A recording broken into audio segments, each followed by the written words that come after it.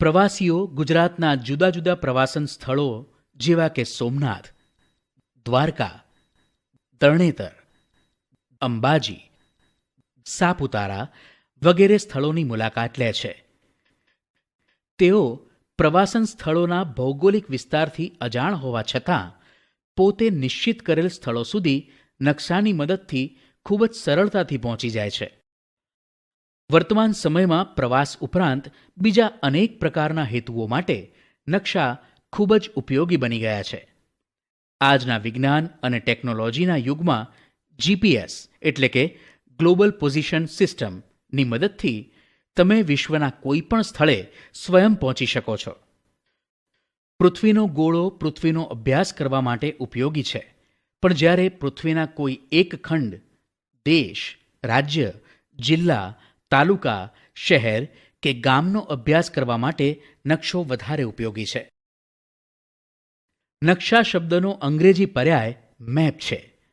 મૂળ લેટિન ભાષાનો શબ્દ મેપ્પા મુન્ડી ઉપરથી અપભ્રંશ થઈને મેપ બન્યો છે. તેનો અર્થ હાથમાં રાખી શકાય તેવો કાપડનો ટુકડો એવો થાય છે. સામાન્ય અર્થમાં પૃથ્વીની સપાટી અથવા તેના કોઈ એક ભાગના સપાટ કાગળ પરના આલેખનને નકશો કહેવાય છે. મોટો વિસ્તાર ધરાવતા પ્રદેશની ઘણી બધી વિગતોનો નકશામાં સમાવેશ કરી શકાય છે.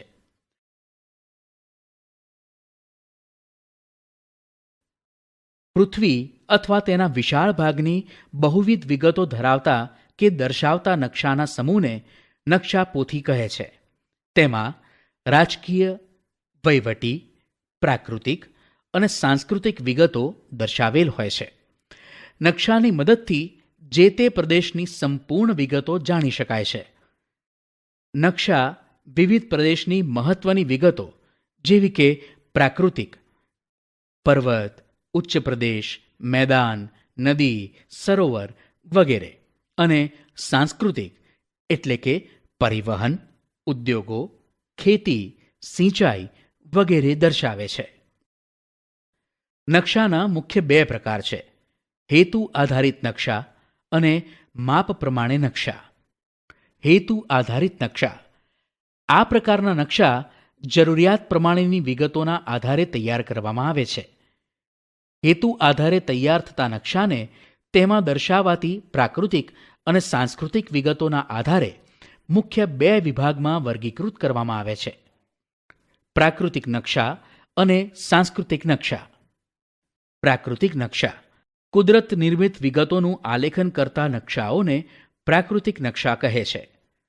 પ્રાકૃતિક નકશામાં પૃથ્વીના પ્રાકૃતિક ભૂમિ સ્વરૂપો જેમ કે પર્વત, ઉચ્ચ પ્રદેશ, મેદાન, નદીઓ, મહાસાગરો વગેરે દર્શાવવામાં આવે છે. વન્ય પ્રાણીઓ, વનસ્પતિ, જંગલો, ખનિજ વગેરેનું વિવરણ દર્શાવતા નકશા પ્રાકૃતિક નકશા છે. ભૂપૃષ્ઠના નકશા: આ નકશામાં પર્વતો, ઉચ્ચ પ્રદેશો, મેદાનો, જળ પરિવાહ વગેરે દર્શાવેલ હોય છે. હવામાન અથવા આબોહવાના નકશા: સ્થળ કે પ્રદેશના હવામાન કે આબોહવાના તત્વો, તાપમાન, વરસાદ, પવનો વગેરેની માહિતી દર્શાવે છે.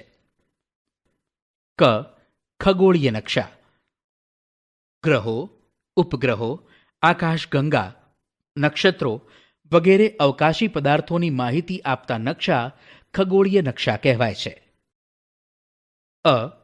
સાંસ્કૃતિક નકશા: માનવ સર્જિત વિગતોનું આલેખન કરતા નકશાને સાંસ્કૃતિક નકશા કહે છે. આ નકશામાં માનવીની વિવિધ પ્રવૃત્તિઓનો નિર્દેશ કરેલ હોય છે. આ પ્રકારના નકશાનો ઉપયોગ પણ સામાજિક વિજ્ઞાનમાં થાય છે. રાજકીય નકશા: ગામ, શહેર, તાલુકા, જિલ્લા, રાજ્ય, દેશ, ખંડ, વિશ્વની સરહદો દર્શાવતા નકશાને રાજકીય નકશા કહે છે. ચોટીલા તાલુકાનો નકશો, ગાંધીનગર જિલ્લાનો નકશો, ગુજરાતનો નકશો, ભારતનો રાજકીય નકશો, વિશ્વનો રાજકીય નકશો તેના ઉદાહરણ છે. એક, રાજકીય નકશા. સ્થાનિક વહીવટીતંત્ર તથા તેની સરહદોની માહિતી આપતા નકશા રાજકીય નકશા કહેવાય છે. 2, ઔદ્યોગિક નકશા. ઔદ્યોગિક ક્ષેત્રો, ઉદ્યોગોનો તબક્કાવાર ઇતિહાસ, ઉત્પાદન વગેરેની માહિતી ઔદ્યોગિક નકશાઓમાં આપવામાં આવે છે. 3, ઐતિહાસિક નકશા. પ્રાદેશિક કે રાષ્ટ્રીય વહીવટીતંત્રનો ઇતિહાસ દર્શાવતા નકશા ઐતિહાસિક નકશા કહેવાય છે. આ ઉપરાંત ખેતી, પરિવહન, વસાહત અને વસ્તી વગેરે વિગતો સાંસ્કૃતિક નકશામાં દર્શાવાય છે.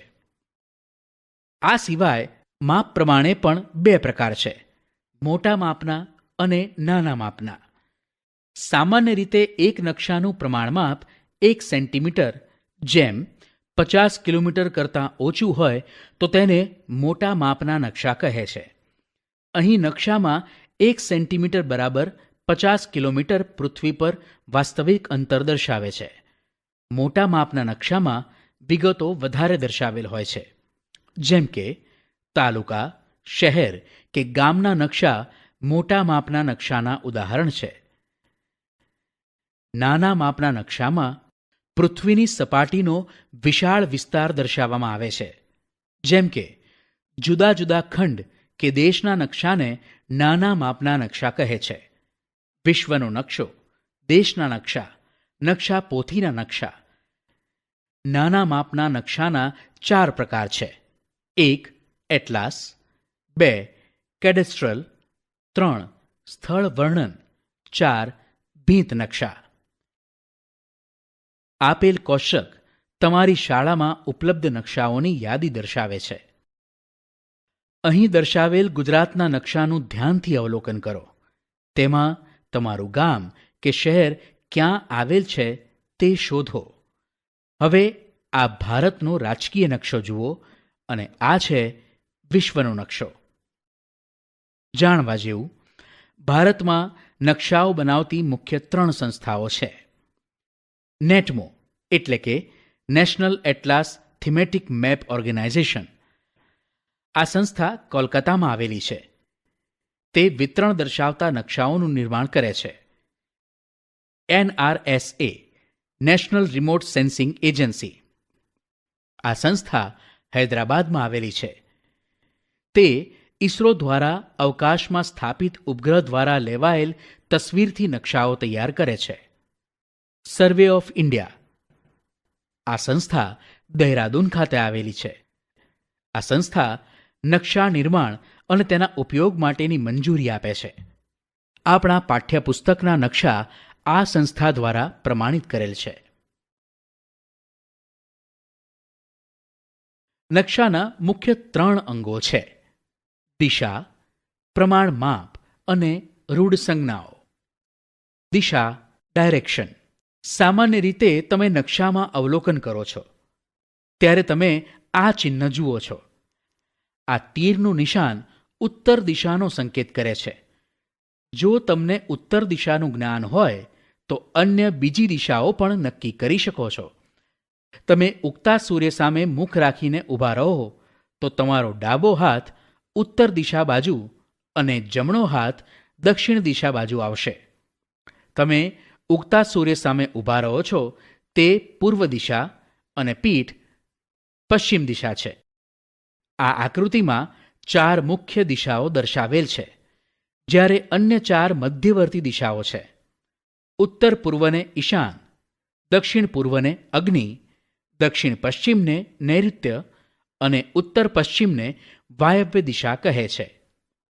દિશાઓ અને મધ્યવર્તી દિશાઓની મદદથી નકશામાં કોઈ પણ સ્થળ શોધી શકાય છે. આપેલ ગામના નકશાનું અવલોકન કરો અને તમારા મિત્ર સાથે પ્રશ્નોત્તરી કરો. હોકાયંત્ર. ચુંબકના ગુણધર્મને આધારે વિકસાવવામાં આવેલ સાધનને હોકાયંત્ર કહે છે. હોકાયંત્ર કાચથી ઢંકાયેલું બોક્સ છે, જેમાં અંદર એક ચુંબકીય સોય ધરી પર રાખેલી હોય છે, જે મુક્ત રીતે ફરી શકે છે. સોય ઉપર N અને S દર્શાવેલ હોય છે. હોકાયંત્રનો ઉપયોગ વહાણ, સ્ટીમર, સબમરીન, વિમાન વગેરેમાં થાય છે. પ્રમાણ માપ. પૃથ્વી ઉપરના કોઈપણ બે સ્થળ વચ્ચેનું અંતર અને તે બંને સ્થળોના નકશા ઉપરના અંતર વચ્ચેના ગુણોત્તરને પ્રમાણમાપ કહે છે. પ્રમાણમાપ 1 સેન્ટીમીટર જેમ 100 કિલોમીટર હોય, એટલે કે નકશામાં દર્શાવેલ 1 સેન્ટીમીટર વાસ્તવિક પૃથ્વીનું અંતર 100 કિલોમીટર છે. અંતર દોરી કે માપપટ્ટીની મદદથી શોધી શકાય છે. રૂઢ સંજ્ઞાઓ. તમે રસ્તા પર આ સંકેતો જરૂર જોયા હશે. નકશામાં જુદી જુદી પ્રાકૃતિક અને સાંસ્કૃતિક વિગતો દર્શાવવા કેટલાક વિશિષ્ટ ચિહ્નોનો ઉપયોગ થાય છે. તેને રૂઢ સંજ્ઞાઓ કહે છે. નકશામાં રૂઢ સંજ્ઞાઓ દર્શાવવા માટે નિશ્ચિત અક્ષરો, છાયાપ્રકાશ, રંગો, ચિત્રો અને રેખાઓનો ઉપયોગ કરવામાં આવે છે. આ રૂઢ સંજ્ઞાઓની મદદથી પ્રાકૃતિક અને સાંસ્કૃતિક વિગતો સરળતાથી દર્શાવી શકાય છે. નકશાની રૂઢ સંજ્ઞાઓની ભાષા કે ચિહ્નો સરળ અને સર્વમાન્ય છે. આ ચિહ્નો સંદર્ભે આંતરરાષ્ટ્રીય સમજૂતી હોવાથી નકશાઓમાં રૂઢ સંજ્ઞાઓનો ઉપયોગ થાય છે. આપેલ કોષ્ટકમાં રૂઢ સંજ્ઞાઓનું અવલોકન કરો. ચિહ્નો ઉપરાંત નકશામાં જુદા જુદા રંગ અને રંગ સ્તરથી વિભિન્ન પ્રાકૃતિક અને સાંસ્કૃતિક વિગતો દર્શાવી શકાય છે. આપેલ કોષ્ટકમાં પ્રાકૃતિક અને સાંસ્કૃતિક વિગતોને રંગ વડે દર્શાવેલ છે. ભારત એક વિશાળ ભૂમિભાગ છે. ભારત દેશ પૃથ્વી પર ઉત્તર પૂર્વ ગોળાર્ધમાં આવેલ છે. ભારત એશિયા ખંડમાં દક્ષિણ ભાગમાં આવેલો છે. ભારતની ઉત્તરે હિમાલય પર્વતમાળા આવેલી છે. પૂર્વ દિશાએ બંગાળની ખાડી અને પશ્ચિમ દિશાએ અરબ સાગર આવેલો છે. ભારતનો મુખ્ય ભૂમિખંડનો વિસ્તાર 8°4 કળાથી 37°6 કળા ઉત્તર અક્ષાંશ અને 68°7 કળાથી 97°25 કળા પૂર્વ રેખાંશ વૃત્ત વચ્ચે આવેલો છે. ભારતના લગભગ મધ્યમાંથી કર્કવૃત્ત પસાર થાય છે. ભારત દેશને વહીવટી સરળતા ખાતર 28 રાજ્યો, 8 કેન્દ્ર શાસિત પ્રદેશો અને 1 રાષ્ટ્રીય રાજધાની પ્રદેશમાં વહેંચવામાં આવેલો છે.